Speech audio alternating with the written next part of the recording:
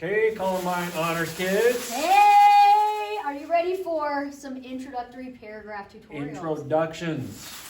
Yeehaw, here we go. Number one, it's due on Wednesday. Today, probably, is when you're looking at it. At 3 p.m., please submit a copy to Google Classroom.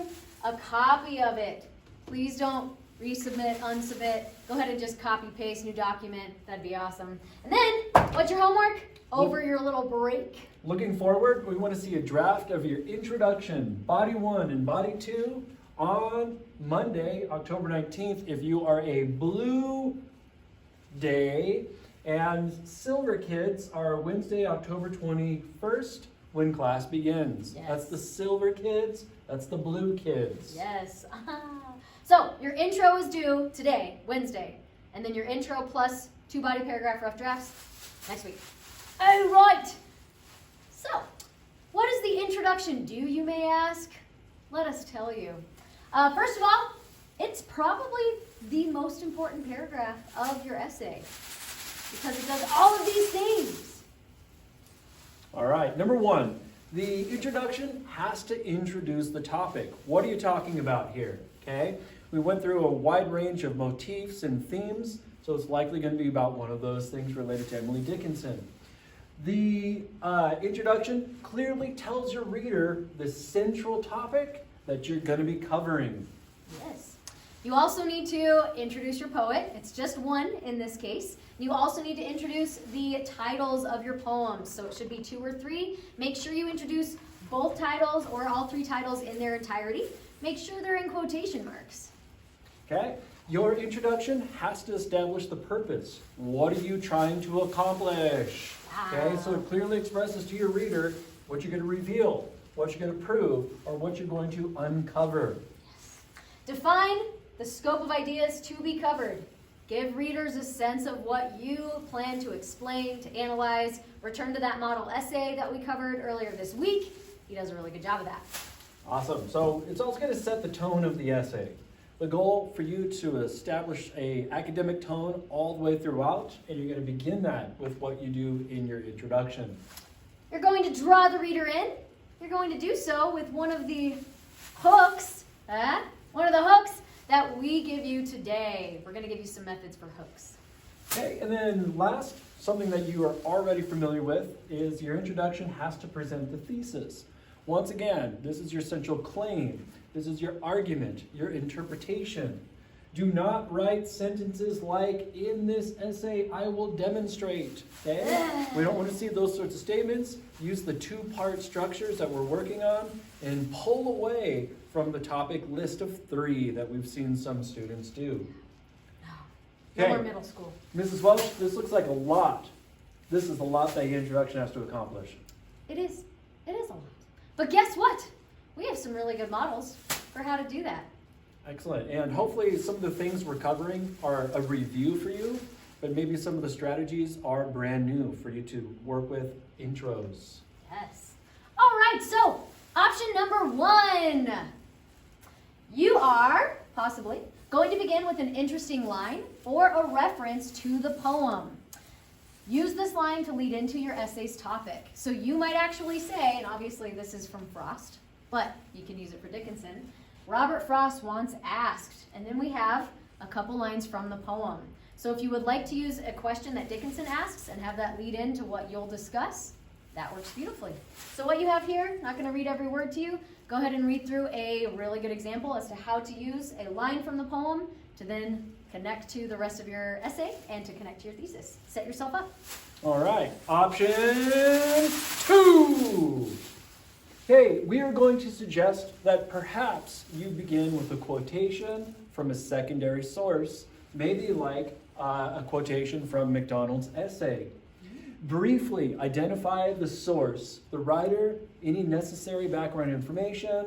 If you include a quotation, great. Be sure that you integrate it. And then briefly discuss how that quotation connects to your topic and your thesis. Okay? We recommend that taking 2 sentences. Don't let your introductory strategy overtake the introduction. You're using it as a tool, or as Mrs. Welch said a moment ago, this is your hook. Us. All right.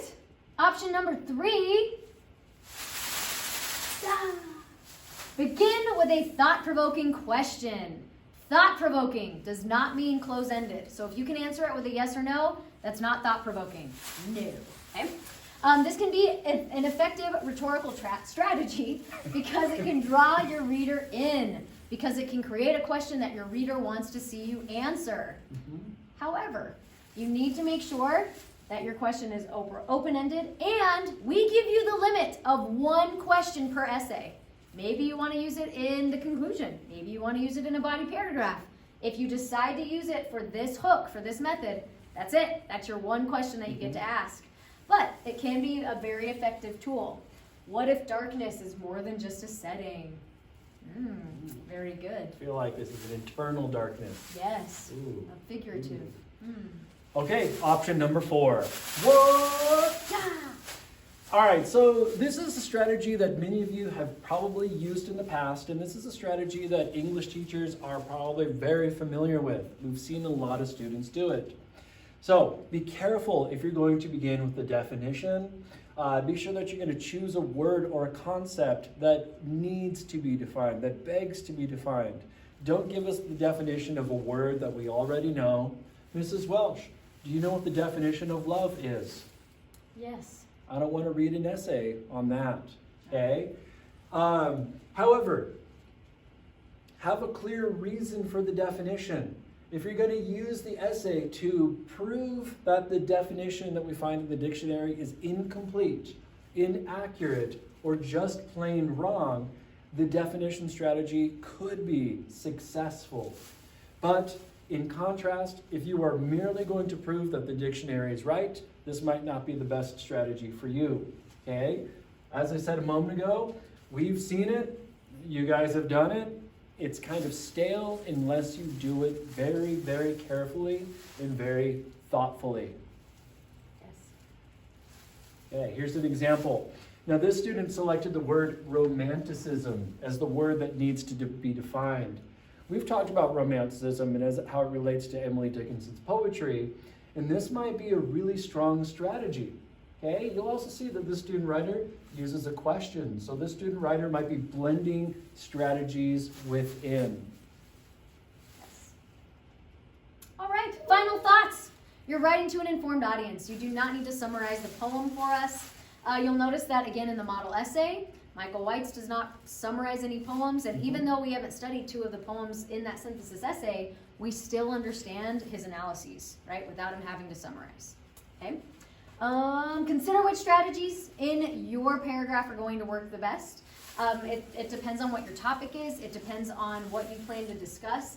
But just understand that the models here are going to give you some clear direction, and you're going to see that bridge to the thesis really nicely. So ensure that as you're planning, you're not using the easiest one. You're not using the one that doesn't take a lot of effort. You're using the one that's going to truly help you introduce your paper. Excellent. We recommend maybe you try 2 of these before you decide which one works the best for you. Yes. The introductions aren't going to take an incredible amount of time to craft, so try them out just like thesis statements. Sometimes you need to revise it, sometimes you need to rework it. I don't know, Mrs. Welsh. I think this is a good presentation. I do too! So